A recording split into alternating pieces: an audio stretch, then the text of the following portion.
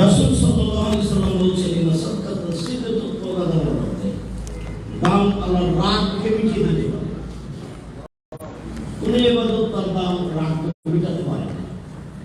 একটাই খুশি হবেন, তাকে মাফ করবেন, কান্নাকাটি করতে, সেটা ভিন্ন কথা। কিন্তু দান এমন একটা ইবাদত সরাসরি আল্লাহর রাগকে মিটিয়ে দিতে পারে। রাসূল সাল্লাল্লাহু আলাইহি সাল্লাম বলেন ইন্না সাদকাতা তুতফিল খাতিয়াতা কামা ইতফিল মাউ নারা, নিশ্চয় দান মানুষের পাপকে মিটিয়ে দেয়, পানি যেমন আগুনকে নিভিয়ে দেয়। এভাবে রাসূল সাল্লাল্লাহু আলাইহি সাল্লাম বলছেন ইবাদতের জগতে সবচেয়ে শক্তিশালী, সবচেয়ে ক্ষমতাধর ইবাদত হলো দান। যার কারণে আল্লাহ তাআলা মানুষকে বলেছেন আমি যে রুজি দিয়েছি খেতে সেখান থেকে দান করো। আমি তোমারটা দিতে বলিনি, আমি যেটা খেতে দিয়েছি সেখান থেকে দান করবা। এটা আল্লাহ কোরআন মাজিদে একাধিকবার আদেশ করেছে।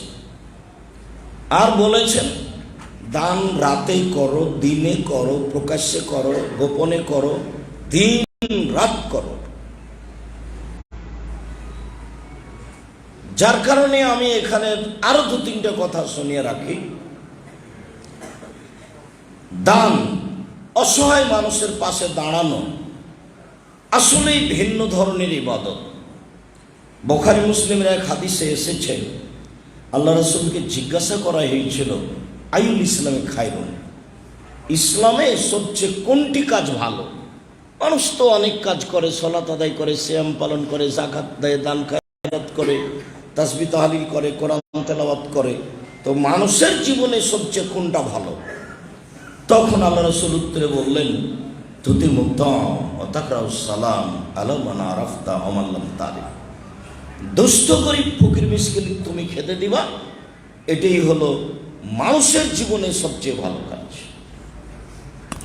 তারপরে যাকে চিনো তাকেও সালাম দিবা, যাকে চিনো না তাকেও সালাম দিবা। মিশরে এই হাদিস পালন হয়, বাংলাদেশে মানুষ চীনে সালাম দেয়, আর মিশরের লোকেরা হাদিস পালন করে যে আগে সালাম দিবে সে সবচেয়ে ভালো। যার কারণে মন্ত্রী রিক্সাওয়ালাকে আগে সালাম দেয়। তার মানে ও তো এই জন্য সালাম দিচ্ছে না যে ও রিক্সাওয়ালা আমি মন্ত্রী আমি দেরি করবো কেন, ও ওইটা খেয়াল করেছে যে আগে সালাম দেয় সেই সবচেয়ে ভালো। এই কথা মুহাম্মদ সাল্লাল্লাহু আলাইহি ওয়াসাল্লাম বলেছেন। অতএব ও রিক্সাওয়ালা নাকি সেইটা তোমার ভাবার প্রয়োজন নেই, ও তো মানুষ মুসলিম, আমাকে ভালো হতে হলে আমাকে কি করতে হবে? আগে সালাম দিতে হবে। তো মানুষের জীবনে দ্বিতীয় ভালো কাজ হলো সালাম দেওয়া।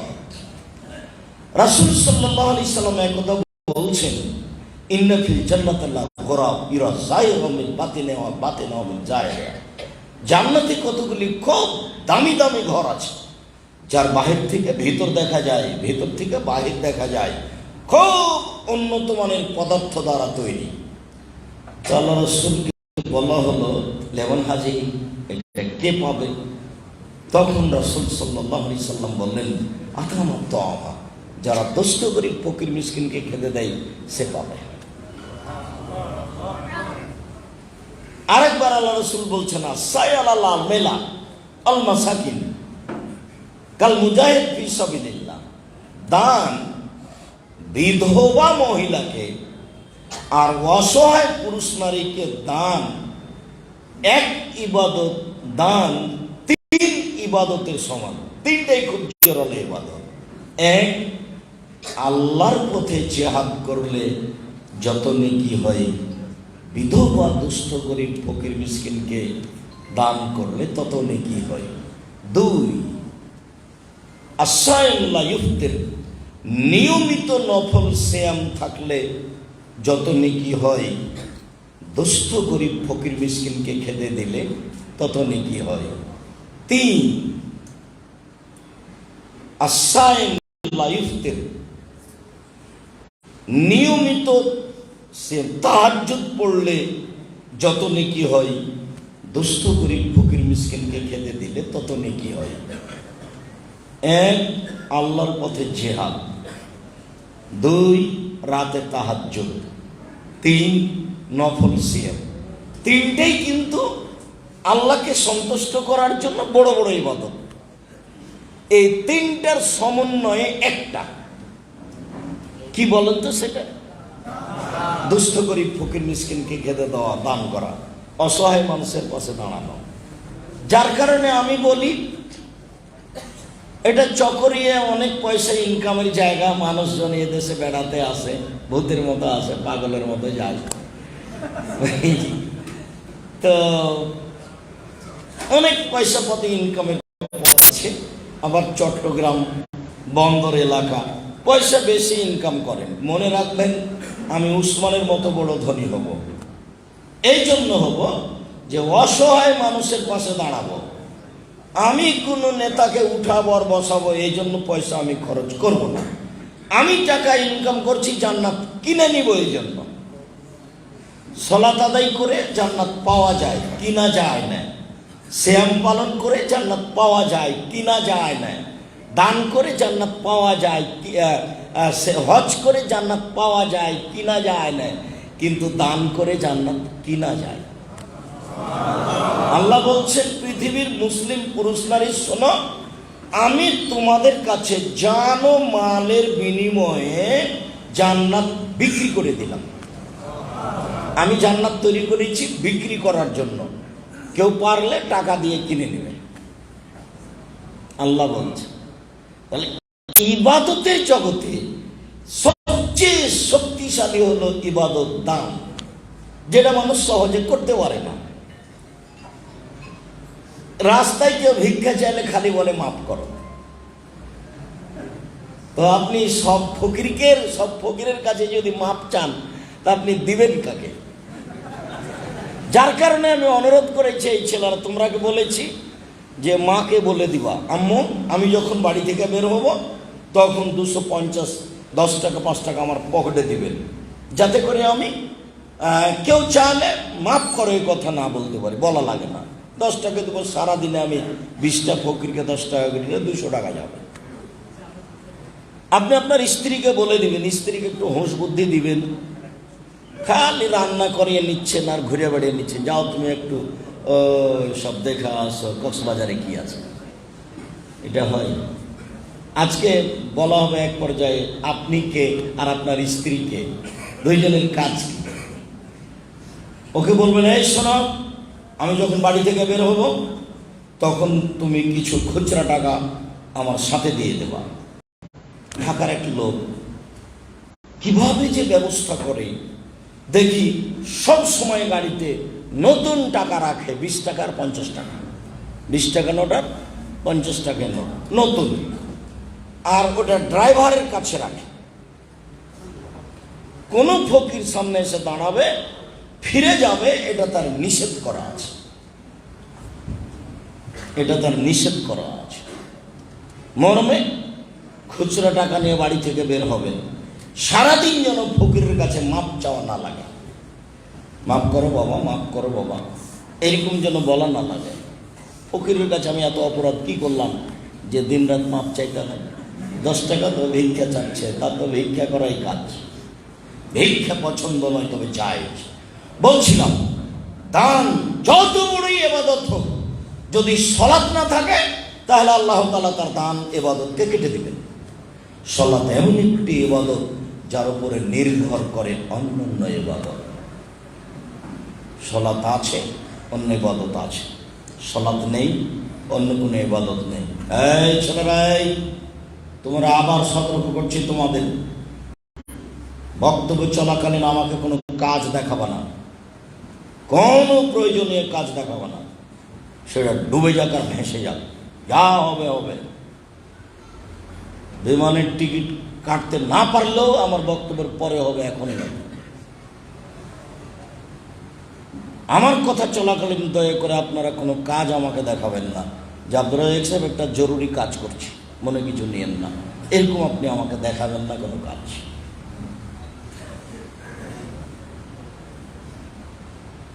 যে যেখানে আছেন যারা আমার দিনী বন্ধু একজন এসেছেন, তারা একবারে এক খেলে চেয়ে থাকেন আমাকে দেখতে পান আর না পান, আমি আপনার জন্য এসেছি, অনেক পথ অতিক্রম করে। আনাস রাদিয়াল্লাহু তাআলা আনহু বলেন, রাসূল সাল্লাল্লাহু আলাইহি ওয়াসাল্লাম বলেছেন, আউয়ালু মা ইসআলুল আবদু ইয়াউমুল কিয়ামাহ সালাহ। বিচার মাঠে প্রথমে যেটা মানুষকে জিজ্ঞাসা করা হবে সেইটা হলো সালাত। ফাইন সালাহাত সালাহাল্লাহ সায়রা আমালিহি, যদি সালাত টিকে যায় সব ইবাদত টিকে যাবে। ফাইন ফাসাদাত ফাসাদাল্লাহু সায়রা আমালিহি, যদি সালাত বাতিল হয়ে যায় তাহলে সব ইবাদত বাতিল হয়ে যাবে। সালাত এমন একটি ইবাদত যার উপরে নির্ভর করে অন্যান্য ইবাদত। সালাত কবুল হলে আর ইবাদত আছে, সালাত কবুল না হলে আর কোনো ইবাদত নেই। আবু হুরায়রা রাদিয়াল্লাহু তাআলা আনহু বলেন, রাসূল সাল্লাল্লাহু আলাইহি ওয়াসাল্লাম বলেছেন, আস-সালাতু সালাসাতু আফলাসিন, সালাত হলো 3 ভাগে বিভক্ত। আর তহুরু সুলুসুন, অজু হলো 3 ভাগের 1 ভাগ। আর রুকুও সুলুসুন, রুকু হলো 3 ভাগের 1 ভাগ। আর সুজুদও সুলুসুন, সিজদা হলো 3 ভাগের 1 ভাগ। না তাহলে হাক্কেহা, কেউ যদি এগুলো ঠিক ঠিক আদায় করে, কবিলাত সালাতুহু ওয়া কবিলা সায়রা আমালিহি, তাহলে তার সালাত কবুল করা হবে, সব ইবাদত কবুল করা হবে। আইন রুদ্দাত আলাইহি সালাতুহু, আর যদি তার সালাত প্রত্যাখ্যান করা হয় তাহলে সব ইবাদত প্রত্যাখ্যান করা হবে, একটাও কবুল হবে না।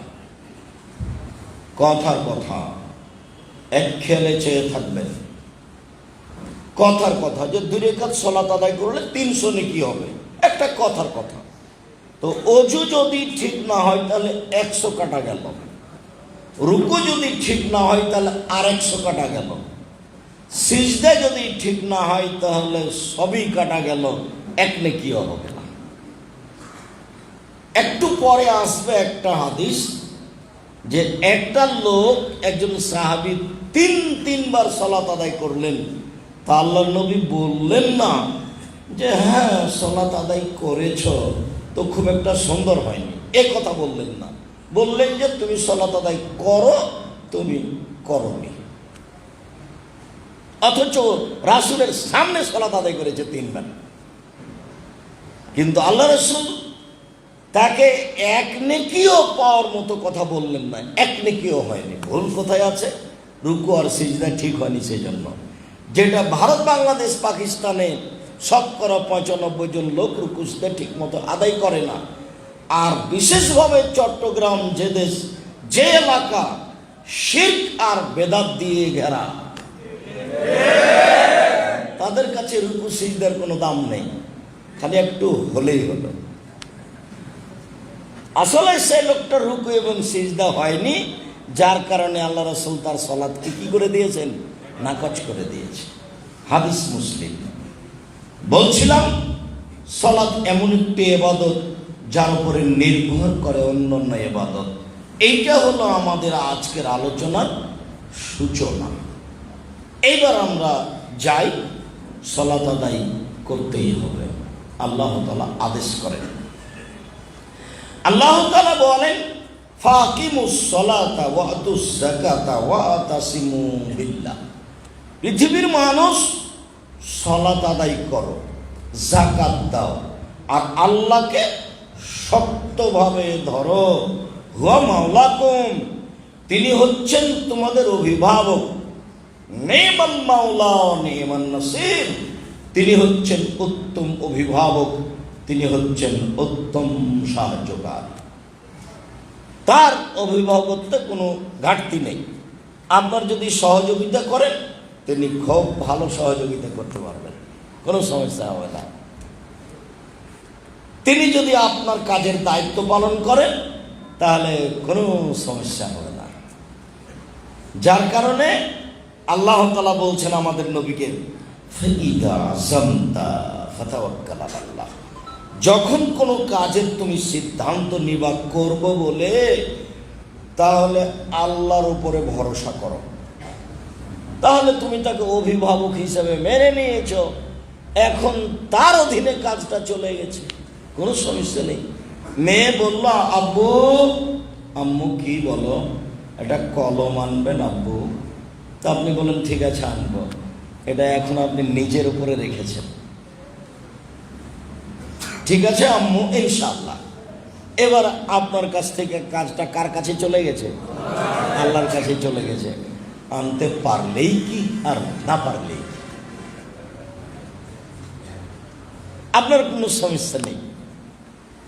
আর যদি এখন ইনশাআল্লাহ বলেননি, আনতেও পারেননি, তখন আপনার এটা বোকাম, আপনি ঠকে গেছেন। আপনি তো কাজ নিজের উপরে রেখেছেন। কলমের দাম যতই কম হোক, একটা আইসক্রিম মেয়ে আনতে বলেছিল 15 টাকা দাম, তা আপনি বলেছেন ঠিক আছে আম্মু আনবো, এইটা আপনার ভুল হয়েছে। ঠিক আছে আম্মু আনবো, ইনশাআল্লাহ আনবো আম্মু। এইবার আপনি ঠিক পথে আছেন, হোক আর না হোক। হয়নি, উনি ব্যবস্থা করেননি, হয়েছে, উনি ব্যবস্থা করেছে। যার কারণে বাড়ি থেকে বের হওয়ার সময় বলতে হয় বিসমিল্লাহি তাওয়াক্কালতু আলাল্লাহ, আল্লাহর নামে আমি আল্লাহর উপরে ভরসা করছি। লা হাওলা ওয়ালা কুওয়াতা ইল্লা বিল্লাহ। কাজ হোক আর না হোক, নড়াচড়া, বাহ্যিক, আন্তরিক সব শক্তি আল্লাহর শক্তিই শক্তি। আমি কিছুই না, আমি একজন জিরো পাওয়ারের মানুষ। আমি একজন জিরো পাওয়ারের মানুষ। ক্ষমতা দেখে কিছু করা যায় না, ফেরাউন ডুবে গেছে। ক্ষমতা দেখে কিছু করা যায় না, ফেরাউন ডুবে গেছে সময়ের গতিতে। বলছিলাম আল্লাহ তাআলা বলছেন সালাত আদায় কর। আল্লাহ তাআলা বলেন ফাসাল্লি লিরাব্বিক ওয়ানহার। মুহাম্মদ সাল্লাল্লাহু আলাইহি সাল্লাম, আপনি আপনার প্রতিপালককে সন্তুষ্ট করার জন্য সালাত আদায় করুন আর কুরবানি করুন। আদেশ, সালাত আদায় করুন, কুরবানি করুন। আল্লাহ তাআলা বলেন হাফিজু আলাস সালাওয়াত ওয়াস সালাতিল উসতা। পৃথিবীর মানুষ, তোমরা 5 ওয়াক্ত সালাত ঠিক ঠিক ঠিক সময়ে ঠিক নিয়মে আদায় করো, বিশেষভাবে আসরের সালাত। যার কারণে ভারত, বাংলাদেশ, পাকিস্তানের মানুষেরা আসরের সালাতকে একেবারে সূর্য ডুবার আগে নিয়ে গেছে, যাতে করে কবুল না হয়। মানে হুবহু আদেশের বিপরীত, অথচ তার সময় 3:20, 3:10, 3:30 এরকম সময় এখন।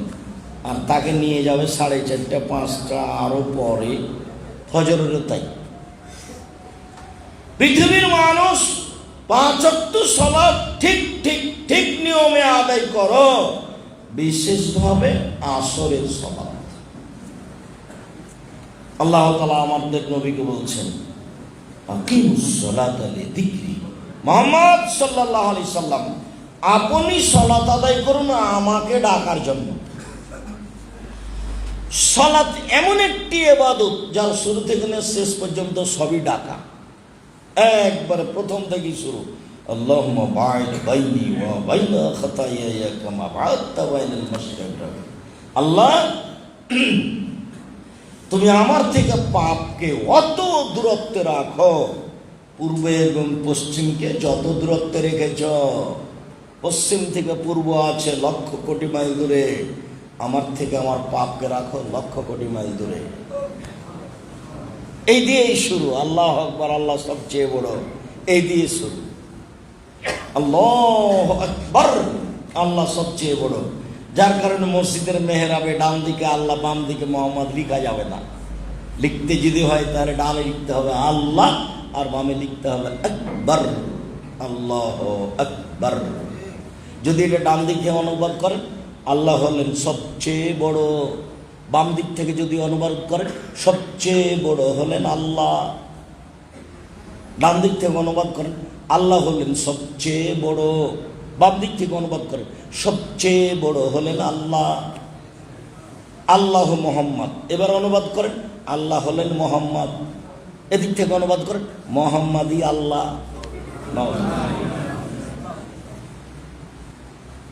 এটা একটা তরিকাপন্থীর মানুষের চেষ্টা প্রচেষ্টা সবাই মিলে গ্রহণ করেছে।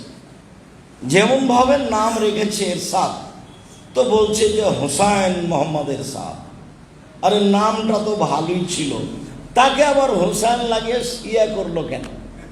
যত মানুষের নামের সাথে হাসান এবং হোসাইন এবং আলী থাকবে, শিয়ারা মনে করবে আমাদের লোক। ওদের এমন একটা কৌশল চালু করা আছে, ওদের তিন বাপ বেটাকে দিয়ে শিয়া বানাতে চায় তারা। আমাদের গ্রামের একজন খুব হুঁশিয়ার সচেতন ধনী মানুষ একদিন আমাকে বলছে, তোমার আব্বার নাম কি? আমি বললাম ইউসুফ। তখন আমাকে বলছে, ছি ছি ছি, তোমরা শিক্ষিত ছেলে, বাপের নামটা একটু ভালো করে বলতে পারো না? কিভাবে বলতে হবে? বলবা যে ইউসুফ আলী। তখন আমি বললাম, বলেন কি আপনি? আমার বাপ জোর করে আমি শিয়া বানাবো? এমন কাজ তো আমি করতে পারি না। কেন বলবো ইউসুফ আলী? এইসব তো পার্সোনাল নাম।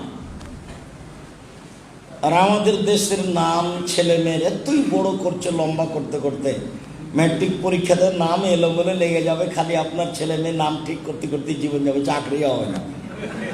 ছোট্ট নাম দিবেন, মান ওয়ালাদালাহু ওয়ালাদুন, যার ছেলে মেয়ে জন্ম নিবে, ফালিহিসান ইসমাহু, সেজন্য সুন্দর নাম রাখে। কথার মধ্যে আদর্শ পরিবার চলে আসলো। মান ওয়ালাদালাহু ওয়ালাদুন, কারো যদি ছেলে মেয়ে জন্ম নেই, ফালিহিসান ইসমাহু, সুন্দর নাম রাখে। সুন্দর নাম নবীগণের নাম, সুন্দর নাম আল্লাহর গুণবাচক নাম। আর কোনো সুন্দর নাম নেই। ছেলের নাম হবে ইউসুফ, ইব্রাহিম, ইয়াকুব, জাকারিয়া, ইউসুফ, এগুলো। ছেলের নাম হবে আব্দুর রহমান, আব্দুর রহিম, আব্দুর রাজ্জাক, আব্দুল সাত্তার, আব্দুল গফফার, এরকম হবে। আর মেয়েদের নাম ছোট হবে। বড় মানুষের নাম অনুপাতে মেয়েদের নাম রাখেন আয়েশা, খাদিজা, আসিয়া, মারিয়াম, এগুলো রাখেন। আর না হলে ছোট শব্দ দিয়ে আজিজা, মালিহা, আফিফা, এইভাবে নাম রাখেন, নাসিবা। তাহলে সুন্দর হলো। কি যে করলেন, নীলপই আলোপা বারণ টানো করতে করতে শেষে তিন লাইনে যে কি যে বললেন, নামটা একটা হয়। নামটাকে নষ্ট করেছে। ও বাপই নয়, ওর বাপ তার বিবাহ দিয়েছে, বইয়ের কাছে গেছে, তাই ছেলে হয়ে গেছে। বাপ জানে না নাম কাকে বলে। এমনিতে ওর পড়াশোনা যদি আপনি দেখেন, তাহলে অনেক দিন আগে একটা গল্প ছিল 16 আনায় মিছে। অনেক দিন আগে একটা গল্প ছিল না, 16 আনায় মিছে। বাবু নৌকায় উঠেছে, বাবু বলছে, ও মাঝি, চাঁদ কেন বাড়ে কমে রে, জানিস? তো বলছে, আমি কি বাবু জানি এগুলো? দেখি তোর জীবনটা 4 আনায় মিছে। এভাবে বলতে বলতে 12 আনা পর্যন্ত গেছে। তখন বাতাস উঠেছে, তখন নৌকা হিলে উঠেছে। তখন মাঝি বলছে, বাবু সাঁতার জানো বাবু? তখন বাবু বলছে, না রে মাঝি, না, আমি তো সাঁতার জানি না। তখন মাঝি বলছে, এখন দেখি তোমার জীবন 16 আনায় মিছে। আপনার জীবনটা মাস্টার ডিগ্রি পাস, জীবনটা 16 আনায় মিছে। চকরিয়ার একটা ছেলে, মেধা ভালো, লন্ডন থেকে পড়ে এসেছে, ভালো ডাক্তার, একেবারে চট্টগ্রামের সবচেয়ে দামি মেডিকেলে ডাক্তারি করে, 3 লক্ষ টাকা মাসে বেতন। তো চকরিয়া গ্রামে বাপের বাড়িতে বেড়াতে এসেছে। তো দেখলাম সকালে গাড়ি থেকে নামলো। গাড়ি থেকে নামলো, গায়ে কোট আছে, পরনে প্যান্ট আছে, টাকনুর নিচে আছে, গলায় টাই আছে, দাড়ি চাঁচা আছে, হাতে সিগারেট আছে। এইভাবে গাড়ি থেকে নামলো। একটু পরে বৌমা গাড়ি থেকে নামলো, গায়ে হালকা হালকা কাপড় আছে। একটু পরে নাতনি গাড়ি থেকে নামলো, গায়ে কাপড়ই নেই। দেখি গাড়ির পিছন দিকে কুকুর আছে। এইটা আপনার টাকার ফলাফল। এটা আপনার টাকার ফলাফল। বাদশাহ শাহজাহান যদি 8 কোটি টাকা খরচ করে, কোটি কোটি টাকা খরচ করে স্ত্রীর কবর পাকা করতে পারে, এর যদি বিচারের মাঠে অক্ষরে অক্ষরে জবাব দিতে হয়, তাহলে আপনার ছেলের পিছনে যে পয়সা খরচ হয়েছে ভুল পদ্ধতিতে, এরও জবাব দিতে হবে। সাথে সাথে আমি বললে আপনি কষ্ট পাবেন, আপনার ছেলেটা একটা বাটপার। কিভাবে এত বড় কথা বললেন? মানে চট্টগ্রামের সবচেয়ে ভালো ডাক্তার। হ্যাঁ, আমি ওই কথা বলছি। আপনার ছেলে প্রেসক্রিপশনে ওই ওষুধ লেখে যেই কোম্পানি তাকে টাকা দেয়, জানেন এর চেয়ে ভালো ওষুধ আছে। তো মুনাফিককে দিয়ে কি করবেন? ধোঁকাবাজ, ওকে দিয়ে কি করবেন? আর ও তো বেতন পাই, মানুষের কাছে এত নেবে কেন, ফি নেবে কেন? বলবে 200 টাকা ফি, আমি বড় ডাক্তার এই জন্য। 1000 1500 কেন? আবার সহযোগী আছে, বেটি ছেলে মানুষ। সহযোগী কে? অসহযোগিতা করছে কেটা? মেয়ে মানুষ। ছেলে কি মায়ের রেখেছে? চট্টগ্রামে কোনো ছেলে নাই। সব মিলে আপনাকে দেখালাম ফেতনা কি জিনিস, বুঝাতে পারলাম না মনে হয়। সব মিলে দেখেন, একজন উচ্চশিক্ষিত মানুষ ডাক্তার, তার সাথে কত সমস্যা জড়িয়ে আছে, কত সমস্যা জড়িয়ে আছে। এই জন্য আল্লাহ রাসূল বলেছেন, বিদ্যা উঠে যাবে, মূর্খতা বেড়ে যাবে। এটা বিদ্যা নয়, যে বিদ্যা জাতির ক্ষতি করে। আপনি এত পয়সা খরচ করে ছেলেটাকে শিখালেন, ছেলেটা মানবতা শিখলো না। ও জানে এর চেয়ে ভালো ওষুধ আছে, তারপর এটা লিখে কি করে? ওকে কি ভিক্ষা করে খেতে হবে? সে কেন লিখবে? সে বুঝে যে কয়টা পরীক্ষা দিতে হবে, সেখানে 4-5টা দিল কেন? একটা দিলেই তো বুঝো, তো দেখে বুঝেছে যে এতদিন যাবৎ পড়াশোনা করেছে। ওকে দেখলেই তো বুঝতে হবে গায়ের অবস্থা, শরীরের অবস্থা। এরকম একটা পরীক্ষা দিলেই তো হয়ে যায়, 5টা পরীক্ষা কেন? তারপর তার এত ফি কেন? তারপর তার এত প্রতারণা কেন? একটা আস্ত ব্যবসা, এটা একটা আস্ত ব্যবসা। হুজুরেরা যেমন শতকরা 95 জন বক্তা মিথ্যুক, শতকরা 98 জন মুফাসসির মিথ্যুক, এমনিতে না বুঝে ধর্ম প্রচার করছে জাতির নামে। কি যে বলছে আল্লাহ ভালো জানে। ঠিক ওরা এরকম, এরা এরকম, সবাই দিন বিক্রি করে খাচ্ছে। কেউ সমাজের কাছে প্রতারণায় পয়সা ইনকাম করছে। রাসূল সাল্লাল্লাহু আলাইহি ওয়াসাল্লাম এমনই বলেছেন, কথা লম্বা হয়ে গেল। ফালকি হিসান ইসমহু, সুন্দর নাম রাখতে হবে। ওয়াদেবহু, শিষ্টাচার শিখাতে হবে। হাজা বালাগা ফালিজাব্বিজহু, ছেলে মেয়ে বড় হয়ে গেলে বিবাহ দিতে হবে। হাজা বালাগা লমিজাব্বিজহু, ছেলে মেয়ে যদি বড় হয় বিবাহ না দেয়, এই ছেলে মেয়ে যদি কোনো পাপ করে, সেই পাপ তার বাপের হবে। এই কথা মুহাম্মদ সাল্লাল্লাহু আলাইহি সাল্লাম বলেন। আপনি বুঝতে পারছেন না, আপনি তো 3 চিল্লায় চলে গেছেন লন্ডন। মেয়ে যে ঢাকা বিশ্ববিদ্যালয়ে প্রেমের তাসবিহ টিপছে, সেটা তো আর আপনার জানা নেই। আপনি এটা দিয়ে কি করবেন? 3 শ্রেণীর মানুষ জান্নাতে যাবে না, তার মধ্যে আপনি আছেন। সে আপনি যত বড়ই পরহেজগার হন না কেন, 3 শ্রেণীর মানুষ জান্নাতে যাবে না, তার মধ্যে আপনি আছেন। 1, মদমিনুল খামর, যারা নিয়মিত বিড়ি, তামাক, জর্দা, সিগারেট, গুল, নেশাদার দ্রব্য খায়, পান করে, তারা জান্নাতে যাবে না। 2, রাজরাতু মিনান নিসায়ে, পুরুষের বেশধারী নারী, যারা পুরুষের জুতা স্যান্ডেল পরে, যারা পুরুষের শার্ট প্যান্ট পরে, যারা পুরুষের পোশাক পরে, যারা পুরুষের গেঞ্জি গায়ে দিয়ে চলে, তারা জান্নাতে যাবে না। আপনাকে বলা লাগবে না, এটা সিদ্ধান্ত হয়ে আছে। আপনার কলা কৌশলের কোনো দাম নেই। দায়ুস আল্লাযী ইউকিরু ফিহাল খাবাসা, যে তার বাড়িতে বেহায়ার সুযোগ দিয়েছে, সে দায়ুস, সে জাহান্নামে যাবে। সে যত বড়ই পরহেজগার হোক না কেন। যেমন আমি মাঝে মধ্যে বলি, আল্লাহ নবী বলছেন, বাল্লিগু আন্নী ওয়ালা আয়া, পৃথিবীর আলেম ওলামা মানুষজন, আমার একটা কথা জানা থাকলে অন্যকে বলো। একটা কথা জানা থাকলে অন্যকে বলো মানে, আপনার চোখের সামনে একটা ছেলে, আপনার স্ত্রী আপনার বাচ্চাটাকে জুতা পরাচ্ছে, বাম পায়েরটা আগে পরাচ্ছে, তখন আপনাকে বলতো, ভাই থামো, এতটুকু বুঝো না? বাচ্চাটা ডান পায়েরটা আগে পরাও, ডান পায়েরটা আগে পরাও, এই কথা আপনাকে বলতে হবে। আপনি বুঝেন না? আল্লাহ রাসূল বলেছেন ডান পায়ের জুতা আগে পরতে হবে, এটা আদেশ। আপনি অত স্বাভাবিক মনে করছেন? জি না। আপনিও বুঝেন না বাপ কাকে বলে, আপনার স্ত্রীও বুঝে না মা কাকে বলে। এমনিতেই সন্তান হয়েছে, বাপ বিবাহ দিয়েছে, স্বামী স্ত্রী সংসারে গেছে, তাই বাচ্চা হয়ে গেছে। তাই ও হলো মা আর এ হলো বাপ। এমনিতে পশু প্রাণীর মতো, গরু ছাগলের মতো।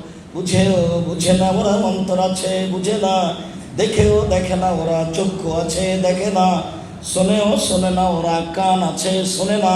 উলাইকা কালানাম, তারা পশু প্রাণীর মতো, তারা গরু ছাগলের মতো, তারা কুকুর শ্রীগালের মতো, বালু মাজাল বরং তার চেয়ে খারাপ।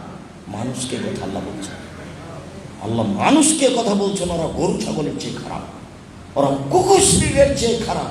তবে বলেননি যে ওরা কুকুর শ্রীগাল হয়ে গেছে, কথা বলেন। কেন? কুকুর শ্রীগাল কোনোদিনই ডান পায়ের জুতো আগে করতে পারবে না। মানুষ চেষ্টা করলেই পারবে, যার কারণে বলছেন ওরা কুকুর শ্রীগালের মতো। বলেননি যে ওরা কুকুর শ্রীগাল, না কথা মনে হয় বুঝাতে পারলাম না। মানুষকে আল্লাহ কুকুর শ্রীগাল বলেননি, কি বলেছেন? মতো। তার মানে গরু ছাগল কোনোদিনই ডান পায়ে জুতা পরতে পারবে না, যতই বুঝান, মানুষই পারবে। আমার একটি কথা জানা থাকলে অন্যকে বলো, আপনার চোখের সামনে একটা লোক বাম হাতে চা খাচ্ছে, এখন ঢঙই হয়ে গেছে, নোংরা ঢং, ন্যাক্কারজনক ঢং, বেয়াদবি শয়তানি ঢং। ও বাম হাতে চা খাচ্ছে, বাম হাতে পানি পান করছে, এইটাই নাকি তার স্ট্যাটাস, এইটাই নাকি তার জন্য ভালো। বাম হাতে শয়তান খায়। আপনি বলবেন জি ভাইজান মনে কিছু নিয়েন না, ডান হাতে চা খান, মন খারাপ করতে পারবেন, করতে পারেন, চুপ থাকেন। আমি ডান হাতে খাই না, বাম হাতে খাই, আপনার কি? এ কথা বলতে পারেন। আচ্ছা বলুন, আপনার ফাঁসি শুলি হবে না? ওই যখন মার্কসের করোনার বাতাস চলে, তখন আমি কিছুদিন দুবাইয়ে ছিলাম। তো যাকে সাথে করে মসজিদে ঢুকতাম তাকে বলতাম, এই আমার পায়ের সাথে পা লাগিয়ে দাঁড়াও। ফাঁসি হবে না, শুলি হবে না, জরিমানা হতে পারে, জরিমানা হতে পারে। আমি তো করোনা ভাইরাসকে না করেছি সেকাল থেকে, আজও আছে। ওর আমি 5 পয়সা দাম দিইনি কোনো দিন, মানে জিরোর একটা দাম আছে, আমি জিরো সমান দাম দিই, ওকে জিরোর সমান দাম দিই। আমি বলেছি যদি কারো করোনা হয় তাহলে আমি তার সাথে একসাথে বসে খাবো। যদি কেউ করোনায় মারা যায় তাহলে আমি তার গোসল দিব, জানাজা দিব। এতে যদি আমার করোনা হয় তাহলে আমি বলবো না এর জন্য হয়েছে, আমি বলবো পৃথিবীর সৃষ্টির 50 বছর আগে মানুষের ভাগ্য রুচি লিখা হয়েছে, অসুখ বিসুখ লিখা হয়েছে, সেই দিন আমার নামে করোনা লিখা হয়েছিল, সেই জন্য হয়েছে। এই কথা আমি বলবো। আমি হয়েছে 2 দিন বাঁচতে এসে আমি শিরক করে মরতে রাজি নই। সারা দুনিয়ার আলেম ওলামা যদি উল্টে যায়, আমি আব্দুর রাজ্জাক বিন ইউসুফ, আমার উল্টার প্রয়োজন নেই, আমি তো ভালো আছি, কোনো সমস্যা নেই, আছি তো। মেয়েটা বলছে বিমানে মাস্ক পরেন, ধৈর্য ধারণ করো না, আপনি মাস্ক পরেন, ধৈর্য ধারণ করো একটু, না আপনাকে মাস্ক পরতে হবে। তখন আমি যখন বিমানে উঠলাম তখন তুমি দেখনি, তখন তুমি আমাকে নামিয়ে দিতা। দেখো আমি মাস্ক লাগিয়ে ভাগ্য বাড়াতে রাজি নই। আমি এখন আপনারা মাস্ক পরেন, এখন এই যে ধুলাবালি আছে ভালো পরেন, কিন্তু করোনা থেকে বাঁচার জন্য মাস্ক পরবেন, এটা হবে না, এটার নাম শিরক। সাবধান। মহান আল্লাহ একাধিক আয়াতে বলেন যে সালাত আদায় করো। মুহাম্মদ সাল্লাল্লাহু আলাইহি সাল্লাম বলেন ইসলাম নির্ভর করে 5টা জিনিসের উপর, 5টা খুঁটি, যে কোনো একটা ভেঙে গেলে নষ্ট হয়ে যাবে। এই বলে সাক্ষ্য দেওয়া যে আল্লাহ ছাড়া কোনো মাবুদ নাই।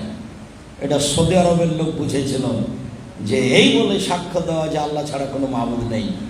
ভারত, বাংলাদেশ, পাকিস্তানের লোক একেবারেই বুঝে না এর মানে কি। বিশেষভাবে চট্টগ্রাম, সিলেট মোটাই বুঝে না যে আমি সাক্ষ্য দিচ্ছি আল্লাহ ছাড়া কোনো মাবুদ নেই, এর মানে কি। আমি সাক্ষ্য দিচ্ছি আল্লাহ ছাড়া এর কোনো মাবুদ নাই, এর মানে হলো এই যে পীর মানে কোনো জিনিস কিছু করতে পারবে না, কবর কোনো জিনিস কিছু করতে পারবে না, যে কবরে চলে গেছে ও কিছু করতে পারে না।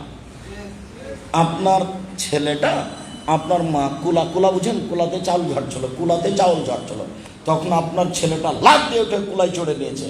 তখন আপনার মা বলছে চাঁপাইনবাবগঞ্জের ভাষাতে, হাট ঘিন ঘিন, কুলাতে পা দিতে হয়, কুলাতে পা দিতে হয়, কুলাতে পা দিলি কেন, সর এখান থেকে সর। আচ্ছা, আপনার মা বলতে পারে এ কথা, সরো ভাইয়া সরো, একটু কাজটা করি ভাইয়া, আমি একটু কাজটা করি, আমাকে বিরক্ত করো না, এইভাবে বলুন। কুলাতে পা দেওয়া যায় না, এই কথা বললেন কেন? তার মানে আমি সাক্ষ্য দিচ্ছি আল্লাহ ছাড়া কোনো মাবুদ নাই, এটাও বলতে শিখেনি। যখন বলবে তখন কুলাতে পা দিলেই কি আর না দিলেই কি। মুকসুদুল মুমিনিন বইয়ের একটা হেডলাইন আছে, অবিবাহিত ছেলে মেয়ের পড়া নিষেধ। যে দেখে সেই পড়ে, এই প্রত্যেক কথাটাই শিরক। ভরা পেটে স্ত্রীর মিলন হলে ছেলে ভ্যাংচা হয়, মিথ্যা কথা, শিরকি কথা। সফরের পূর্বে স্ত্রীর মিলন হলে ছেলে টেরা হয়, শিরকি কথা।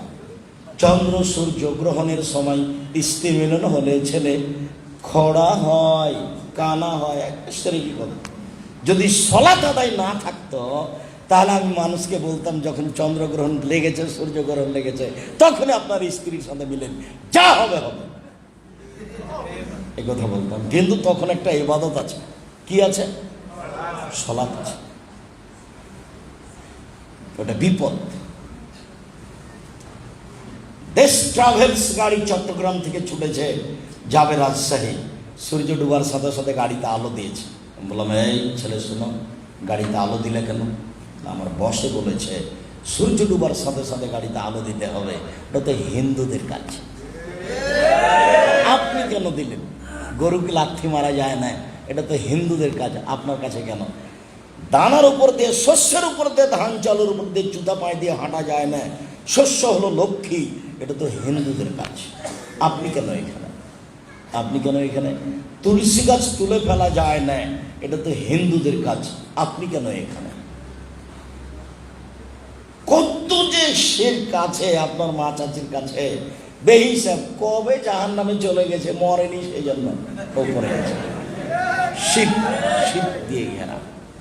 আমি সাক্ষ্য দিচ্ছি আল্লাহ ছাড়া কোনো মাবুদ নাই, আমি সাক্ষ্য দিচ্ছি মুহাম্মদ আল্লাহ রাসূল। মানে ফরজ গোসল না করে ভাত রান্না করতে পারে, চাউল ঝেড়ে দিতে পারে, সিম গাছ থেকে সিম গাছ ছিঁড়ে আনতে পারে, বেগুন গাছ থেকে বেগুন তুলে আনতে পারে। আপনার স্ত্রী যদি ফরজ গোসল না করে ভাত রান্না করে আর আপনার মা যদি জানতে পারে, তাহলে বৌমাকে একবার বাড়ি থেকে বিদায় করতে পারে। লক্ষণী বউ, তুমি আমার বাড়ি ধ্বংস করতে এসেছ। কত যে কি বলবে আপনার মা। আপনার মা যা আছে আপনার দাদি তার চারও কঠিন ছিল। এভাবে একটু শিথিল হয়ে আসছে। এটা চট্টগ্রাম, পীর দিয়ে ঘেরা, মানুষ দিয়ে ধর্ম চলে, রাসূল দিয়ে নয়। বুজুর্গানের দিন দিয়ে ধর্ম চলে, অথচ বহুদিন শুনেছেন এক গিলাস পানি পান করতে কয়টা বিধান লাগে? যেই ধর্মে এক গিলাস পানি পান করার 5টা বিধান আছে, সেই ধর্ম কি আর কোনো মানুষ দিয়ে চলে? সে ধর্ম মাপা আছে সব, কোথায় কি করতে হবে। এই যে আপনার সামনে কথা বলছি, যারা সামাজিক নেতা দায়িত্ব পালন করে, তারা অনেকক্ষণ পরে বলবে আসসালামু আলাইকুম, তারপর বলবে উঠেই বিসমিল্লাহির রহমানির রহিম, আপনারা সব কেমন আছেন? তা আপনারা সব কেমন আছে এই কথা বলার জন্য বিসমিল্লাহ লাগবে? উনি এমপি, উনি মন্ত্রী, কিন্তু জানা নাই যে কখন বিসমিল্লাহ বলতে হয়। আপনার মৌলানা সাহেব যিনি হিফজখানায় হাফেজে রেখেছেন, উনি জানেন না কখন বিসমিল্লাহ বলতে হয়। আপনি দাঁড় করেন এখানে পাশে, 95% জন হুজুর আপনার জানে না কখন বিসমিল্লাহ বলতে হয়। কোরআন মাজিদ শুরু করলে আউযুবিল্লাহ বলতে হবে। তো শুরুটা যদি সূরার প্রথমে হয় তাহলে আউযুবিল্লাহ তারপরে বিসমিল্লাহ। আর যদি শুরুটা শুরুর প্রথমে না হয়, অর্থাৎ সূরার প্রথমে না হয়, তাহলে শুধু আউযুবিল্লাহ। বোঝা যায় না। যদি মধ্যে থেকে তেলাওয়াত হয়, সূরার মধ্যে থেকে তেলাওয়াত হয়, তাহলে শুধু আউযুবিল্লাহ।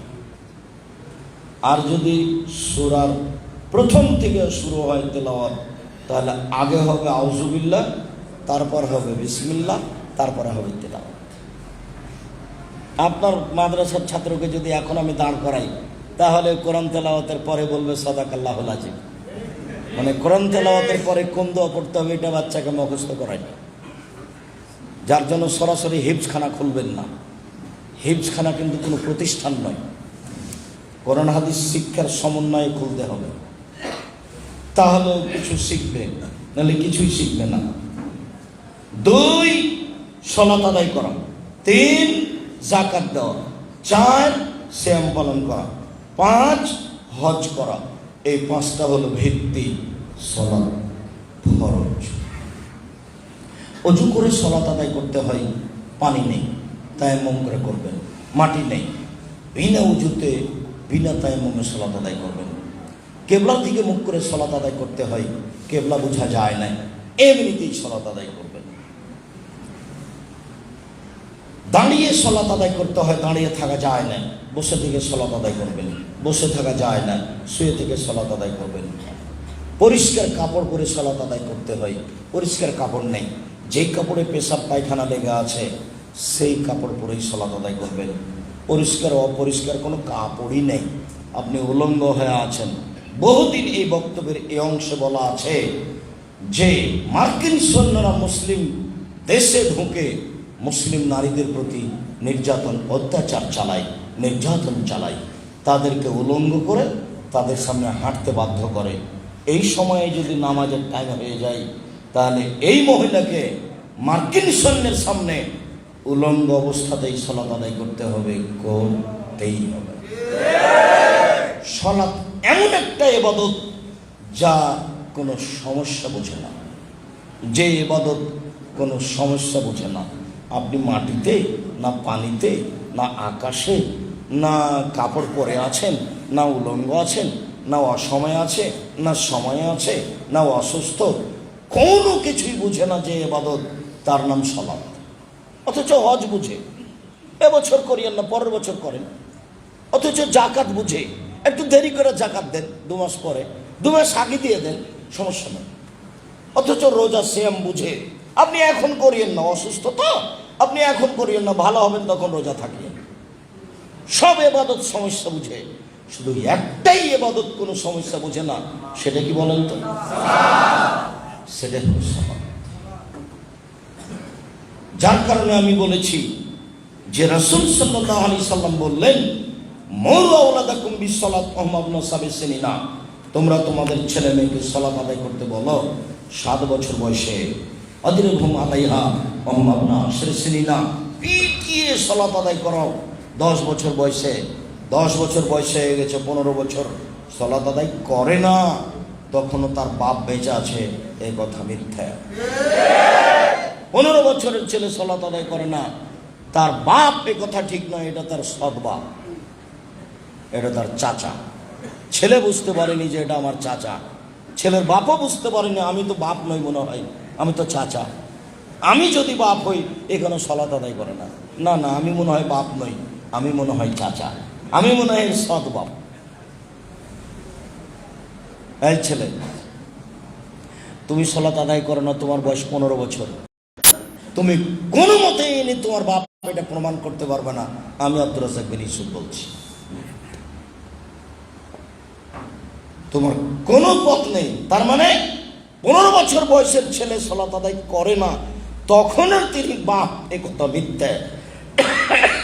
তখনও তিনি বাপ, এ কথা মিথ্যা। বাপ মানে ক্ষমতা।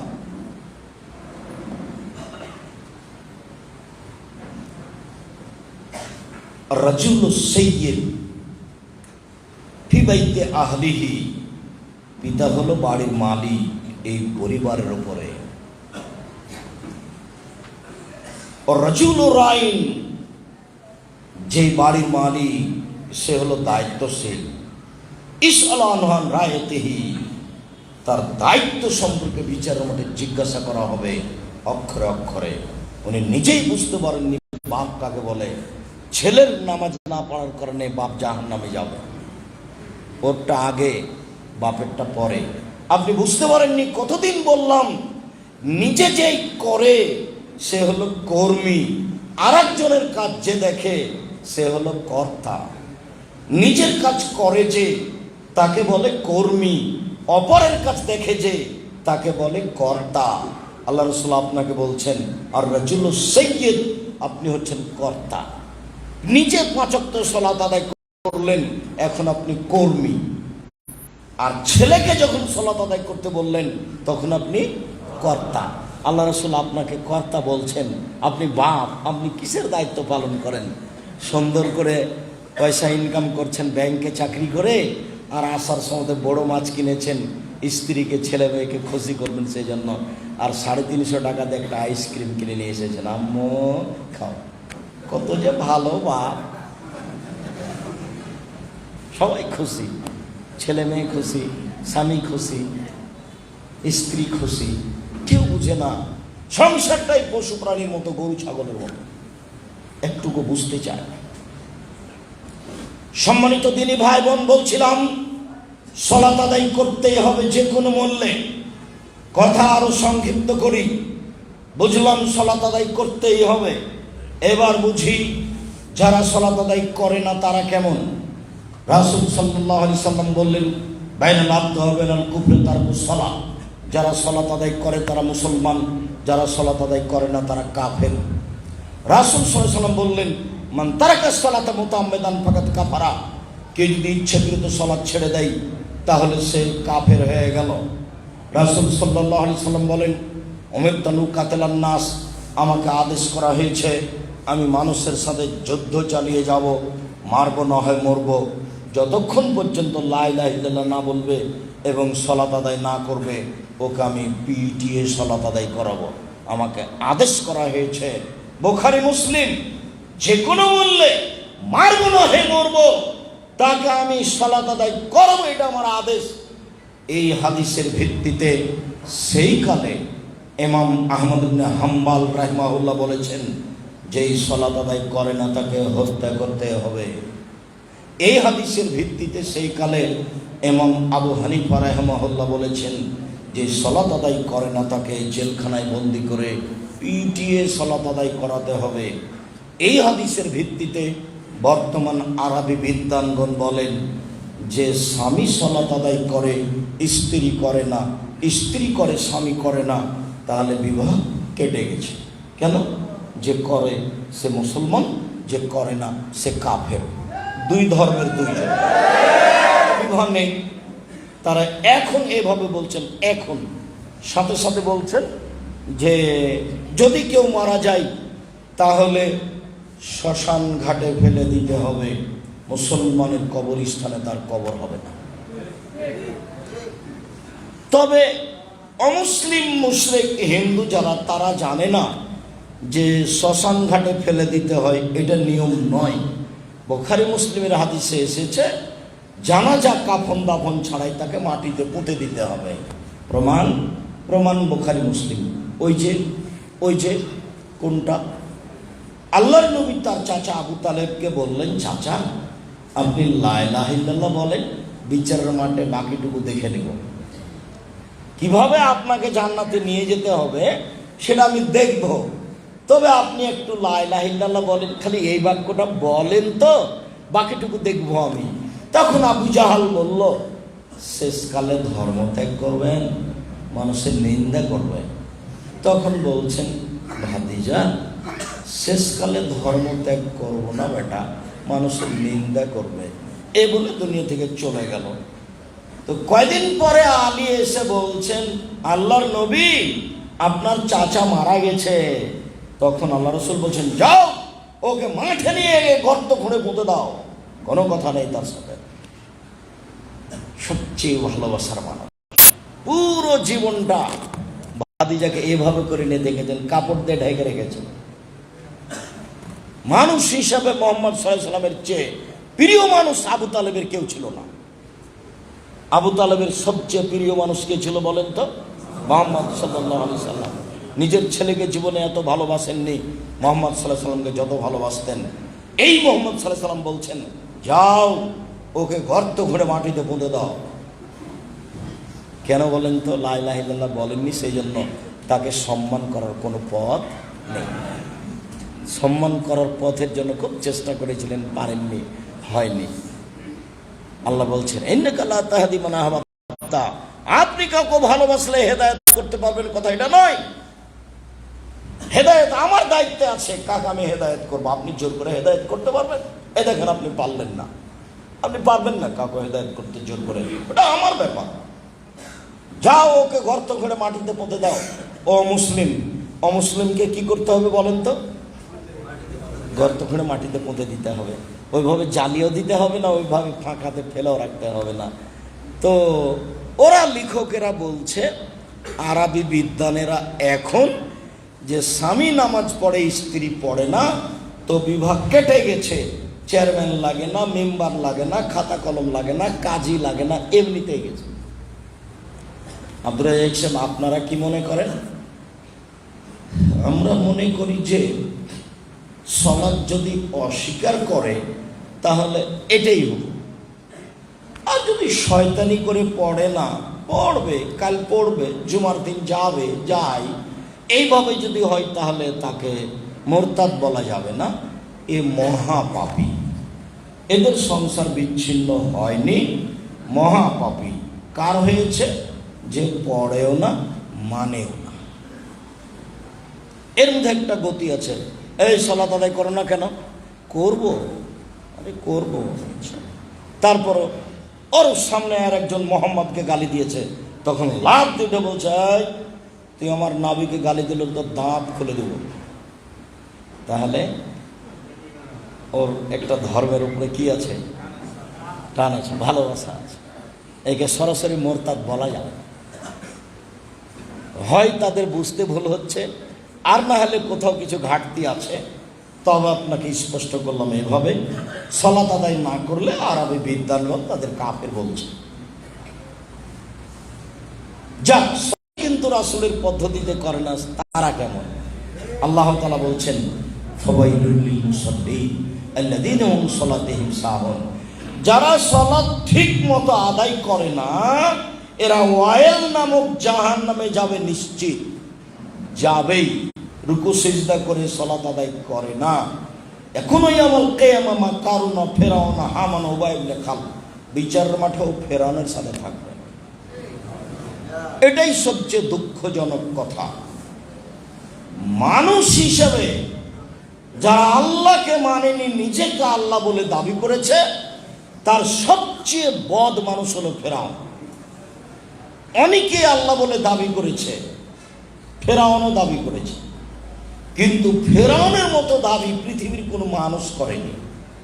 ফেরাউন এক বৈঠকে বলছে মুসা আলাইহিস সালামকে, মা আলিমতু লাকুম মিন ইলাহিন গায়রি, মুসা, আমি ব্যতীত তোমাদের আর কোন আল্লাহ আছে মাবুদ, এ কথা আমি জানি না।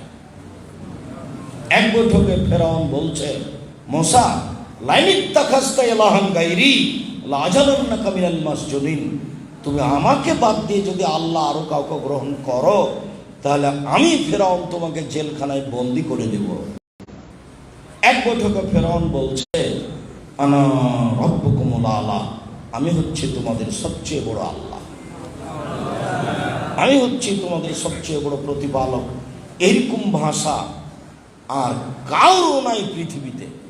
অনেকে আল্লাহ বলে দাবি করেছে, Charles Darwin, Hume Hegel, Hegel, Lenin, Karl Marx, Engels, Abraham, Abu Lahab, Abu Jahl, দাকিয়ানুস, ডিকেটিস, সক্রেটিস, নমরুদ, ফেরাউন, সাদ্দাত, কারণ অনেকে আল্লাহ বলে দাবি করেছে, কিন্তু ফেরাউনের মতো দাবি কারো নেই। আবার আল্লাহর পক্ষ থেকে একটা বক্তব্য আছে ফেরাউনের ব্যাপারে, এরকম বক্তব্য কারো ব্যাপারে নেই। আল্লাহ ফেরাউনের ব্যাপারে বলছে, আল-ইয়াওমা নুনাজ্জিকা লিতাকুনা লিমান খালফাকা আয়া, আল-ইয়াওমা নুনাজ্জিকা বিবাদানিকা লিতাকুনা লিমান খালফাকা আয়া। ফেরাউন, আজ তোমার লাশটা আমি রেখে দিলাম চিরদিনের জন্য। তোমার লাশ কোনো কিছু খাবে না, নষ্ট হবে না। তোমাকে দেখে মানুষ উপদেশ গ্রহণ করবে। আমি জানি না সেটাই ফেরাউন কিনা। যখন মিশরে গেলাম, তখন জাদুঘরে ঢুকলাম, টিকিট করে ঘুরি, ফেরাউনের লাশ কোথায়? অনেকক্ষণ ঘোরার পরে জিজ্ঞাসা করলাম, আরে ফেরাউনের লাশ কোথায়? তখন বলছে যে অত সরাসরি যেতে পারবেন, আবার টিকিট লাগবে। তো 150 গিনি করে, 1 গিনি সমান 5 টাকা, আবার 150 গিনি করে টিকিট করে গেলাম। দেখলাম 12টা লাশ আছে। একটা লাশের নিচে লেখা আছে আল ফারা আল আসলি, এ হলো আসল ফেরাউন। অনেক পুরুষ নারীতে বলছে মানুহাল ফেরাউন আসলি, আসল ফেরাউন কোনটা? প্রায় কাছাকাছি একই। ফেরাউনের লাশটার বিছানাটা একটু ভিন্ন করা আছে, ওর গাওটা একটু মনে হচ্ছে যে ধবল রোগের মতো মনে হচ্ছে, এরকম একটু তফাৎ মনে হয়, খুব একটা আমার মনে হয় না। আমি প্রায় 40 মিনিট ঘুরলাম, তারপর ওকে বারবার লক্ষ্য করে বললাম, আসলেই কি তুমি সেই ফেরাউন যে তুমি বলেছিলে আমি আনা রব্বকুমুল আলা? তুমি কি আসলে সেই ফেরাউন? তো তো আর কথা বলবে না। এইরকমই পৃথিবী, সত্য মিথ্যা বুঝতে পারলাম না। যখন আমি তুর পাহাড়ে গেলাম, তখন ড্রাইভার এক জায়গাতে নামিয়ে বলল, এই দেখেন এখানে ফেরাউন ডুবে গেছে, এই যে সাইনবোর্ডে লেখা আছে। আবার এখানে ফেরাউনকে পাওয়া গেছে। তা আমি পানিতে নেমে, সাগর তো, পানিতে নেমে একটু বক্তব্য দিলাম। পানি থেকে ওঠার পরে বললাম যে আহারে, এখানে পানিতে নেমে বক্তব্য দেওয়া ঠিক হলো না, এটা তো ফেরাউনের ধ্বংসের জায়গা, যদি এদের বিবরণ ঠিক হয়। খায়ের অনেক কথা, এই কথা আর নেই। সবচেয়ে বড় বদ মানুষ হলো ফেরাউন। আমি সালাত আদায় করলাম, ঠিক মতো করলাম না, সেই জন্য ফেরাউনের সাথে থাকতে হবে, এটা তো যেমন তেমন কথা নয়। আবার রাসূল সাল্লাল্লাহু আলাইহি সাল্লামের মসজিদে একটা লোক ঢুকে 2 রাকাত সালাত আদায় করে আল্লাহ রসুলকে সালাম দিল। আল্লাহ রসুল বললেন, তুমি সালাত আদায় করো, তুমি সালাত আদায় করনি। লোকটি আবার 2 রাকাত সালাত আদায় করে আল্লাহ রসুলকে সালাম দিল। আল্লাহ রসুল বললেন, তুমি সালাত আদায় করো, তুমি সালাত আদায় করনি। লোকটি আবার 2 রাকাত সালাত আদায় করে আল্লাহ রসুলকে সালাম দিল। তখন আল্লাহ রসুল বললেন, সাল্লি ফাইন্নাকা তুসাল্লি, তুমি সালাত আদায় করো, তুমি সালাত আদায় করনি। তখন লোকটি বলছে, আল্লিমনি ফাউসাল্লি, কিভাবে সালাত আদায় করতে হবে শিখিয়ে দেন, আমি এর চেয়ে ভালো করে সালাত আদায় করতে পারবো না। তখন আল্লাহ রসুল তাকে বলে দিলেন, ঘটনা কি ছিল, তার রুকু সিজদা ঠিক ছিল না, যার কারণে তিনি পুরো সালাতটাকে না করে দিলেন। তাহলে পূর্বের কথায় আবার ফিরে যাই, সালাতের 3টা অংশ, 1 ওযু, 2 রুকু, 3 সিজদা। এই লোকটার ভেতরের 2টা ছিল না, সবটুকুকে নাকচ করে দিলেন। খুব সাবধান, যার কারণে আপনার ব্যাপারে খুব অসুবিধা। আব্দুর রাজ্জাক সাহেব, সঠিক আকিদের মসজিদ আমাদের বাড়ির পাশে নেই, এখন কি করব? ওদের সাথে সালাত আদায় করলে খালি সিজদা দেওয়া লাগে আর উঠা লাগে, দেওয়া লাগে আর উঠা লাগে। আমি রুকুতে গেছি, দেখি ইমাম উঠে গেছে।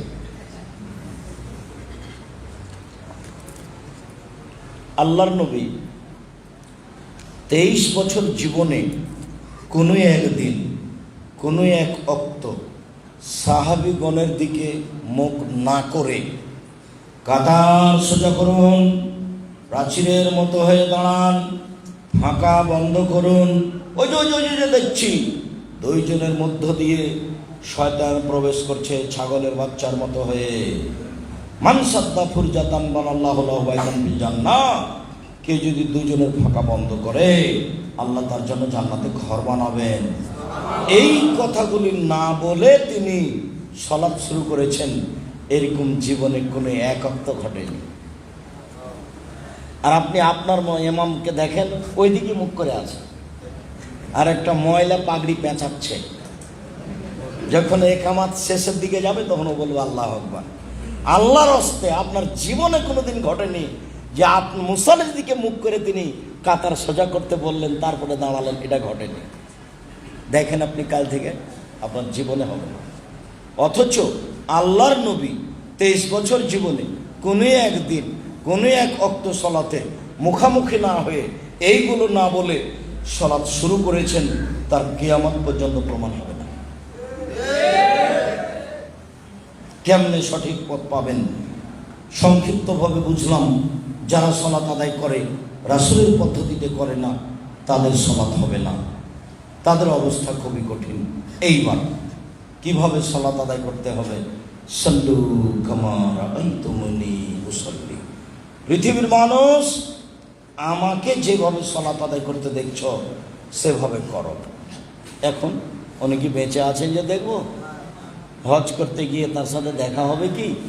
জনকে ইমামের হবে, উনি হাত বাড়িয়ে সালাম দিবেন, তখন উনি মুসাফা করবেন। ধর্ম পাগল হয়ে গেছে, যায় নামাজে চড়ে লোহিত সাগর পার হয়েছে। কেমন কথা! আব্দুল কাদের জিলানী রাহিমাহুল্লাহ আকাশে যাচ্ছেন। কোথায় যাচ্ছেন? আল্লাহর বিচার ভুল হয়ে গেছে, সেজন্য ঠিক করতে যাচ্ছে। এইভাবেই চলছে।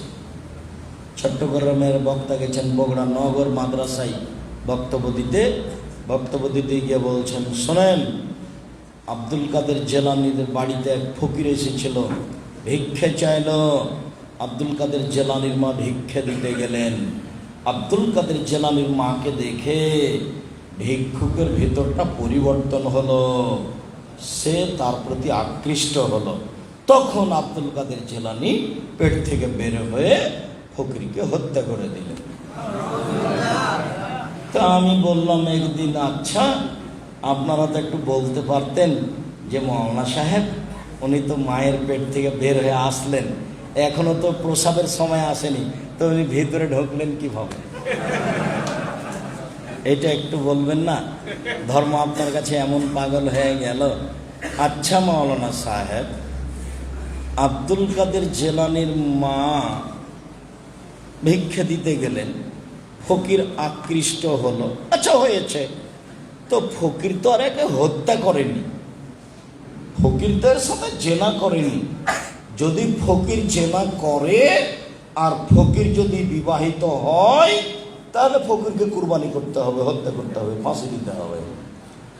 তো ও তো জেনাই করেনি, তো ও যে মানুষকে হত্যা করে দিল আব্দুল কাদের জিলানী, তাহলে এখন আব্দুল কাদের জিলানীর উপরে কেসাস চালু হবে।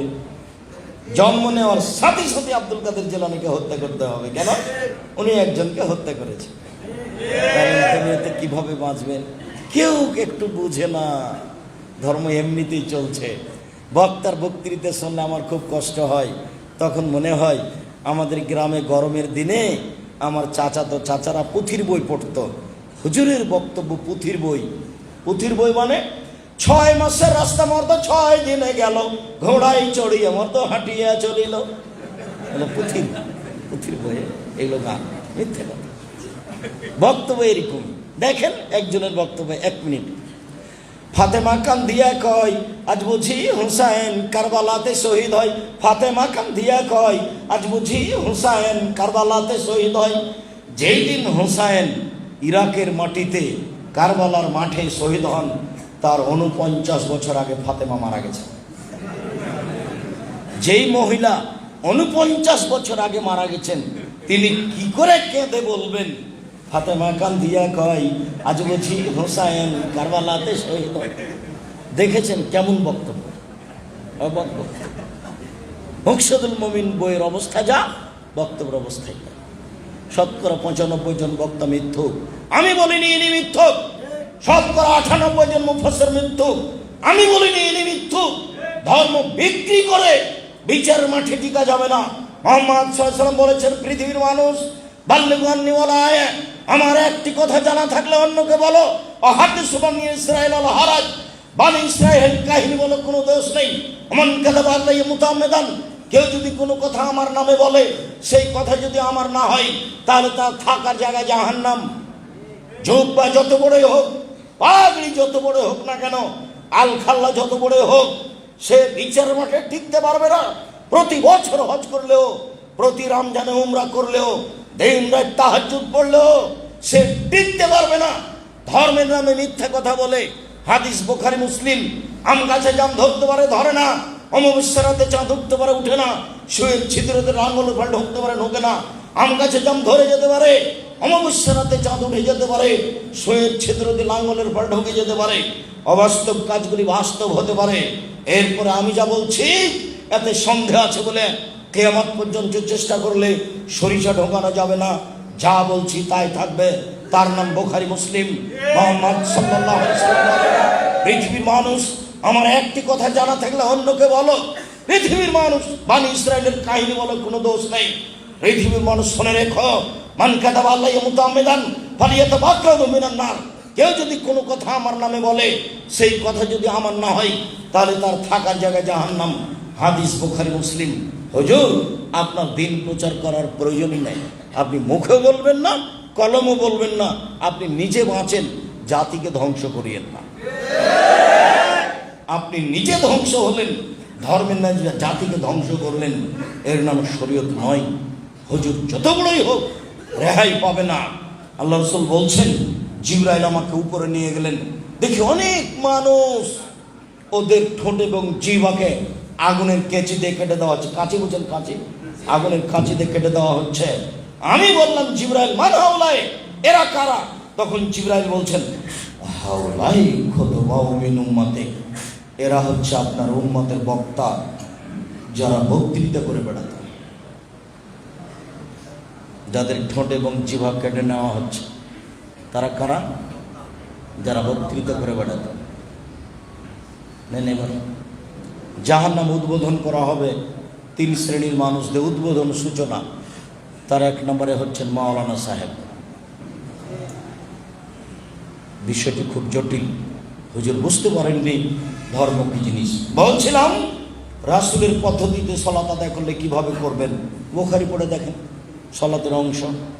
কিভাবে করবেন, মুসলিম পড়ে দেখেন সালাতের অংশ, সন্দেহযুক্তভাবে, সন্দেহমুক্তভাবে। আর কি পড়বেন, রিয়াজুস সালেহীন পড়েন সন্দেহমুক্তভাবে। এ হলো সালাতের পদ্ধতি। আর যদি আমাদের উপরে কিছুটা আংশিক হলেও ভরসা থাকে, তাহলে আপনি আমাদের লেখা সালাতের উপরে, নামাজের উপরে বই দেখেন। আমি আব্দুর রাজ্জাক বিন ইউসুফ মুখে এবং কলমে মিডিয়ায় জাতিকে কোনোদিন ফাঁকি দিইনি। জাতির যদি রাস্তাঘাট করে দিতে না পারি, জাতির যদি স্কুল কলেজ করে দিতে না পারি, জাতিকে চূড়ান্ত সঠিক ধর্ম দিতে পারবো ইনশাআল্লাহ। ধর্মের ব্যাপারে জাতিকে ফাঁকি দিয়ে আমি পরকাল হারাতে রাজি নই। আমি আব্দুর রাজ্জাক বিন ইউসুফ সামান্যতম সরিষার সমপরিমাণ স্বার্থ রেখে জাতির সামনে আসেনি। মুখে কলমে মিডিয়ায় জাতিকে আমি ফাঁকি দিইনি। আমি চেষ্টা চালিয়ে যাচ্ছি, জীবন বাজি রেখে জামিয়া সালাফের মাধ্যমে এই দেশের ছেলে মেয়েকে মানগতভাবে বাংলা, ইংরেজি, আরবি উন্নত মানের শিক্ষা দিয়ে শিরক বেদাতের বিরুদ্ধে, অন্যায়ের বিরুদ্ধে লড়বই। সেটাই জামিয়া সালাফিয়া ডাঙ্গিপাড়া, পাবা, রাজশাহী। সেটাই জামিয়া সালাফিয়া রূপগঞ্জ, নারায়ণগঞ্জ, ঢাকা। সেটাই জামিয়া সালাফিয়া তেঘরা, বিরল, দিনাজপুর। সেটাই জামিয়া সালাফিয়া ছাইমাল, বাবুগঞ্জ, বরিশাল। সেটাই অচিরেই গড়বে জামিয়া সালাফিয়া চট্টগ্রাম। ইনশাল্লাহ গড়বেই গড়বে। আমি সেই অপেক্ষায় আছি, ইনশাল্লাহ গড়বেই গড়বে। কিভাবে গড়বে তা আমি জানি না, নিশ্চিত করবে, অবধারিত করবে, ইনশাল্লাহ করবে। আমার হাতে টাকা নাই, কথা সত্য। চট্টগ্রামে জামিয়া সালাফে করবে, কথা সত্য। সেটা সময়ের ব্যবধান হতে পারে। সম্মানিত দিনী ভাই বোন, আমি আপনাদেরকে বলতে চাচ্ছি, শিক্ষা দিয়ে, কলম দিয়ে, মিডিয়া দিয়ে, মুখে আমি জাতিকে ধর্মের নামে ফাঁকি দিইনি। একটা বাক্য কেসা কাহিনীতে লিখিনি, একটা বাক্য মিডিয়াতে কেসা কাহিনীতে দিইনি, একটা বাক্য আমি মুখে বলিনি। 32 বছর থেকে বক্তব্য দিচ্ছি। দীর্ঘ 32 বছর আমি কোনোদিন অপ্রয়োজনীয় বাক্য বলিনি। দীর্ঘ 32 বছর আমি কোনোদিন কেসা কাহিনী বলিনি। দীর্ঘ 32 বছর আমি কোনোদিন মাযহাব নিয়ে কথা বলিনি। দীর্ঘ 32 বছর আমি কোনোদিন সরকার বিরোধী বক্তব্য দিইনি। দীর্ঘ 32 বছর আমি কোনোদিন মানুষের কাছে পথ খরচ পাতেও চাইনি। দীর্ঘ 32 বছর আমি কোনোদিন আমার পরিচয় দিইনি। মানুষ যখন আমাকে চাপ দিয়ে জিজ্ঞাসা করেছে, বিজ্ঞাপন পোস্টারে আপনার নামটা লিখবো, কি লিখতে হবে, তখন আমি বলেছি, আমার নাম আব্দুর রাজ্জাক, আমার বাপের নাম ইউসুফ, বাপ বেটা মিলে আব্দুর রাজ্জাক বিন ইউসুফ। এর চেয়ে আমি একটা শব্দ বেশি বলিনি। কেউ যদি কোনোদিন প্রমাণ করে দিতে পারে, সেদিন থেকে আমি জাতির সামনে আর কোনোদিন বক্তব্য দেব না।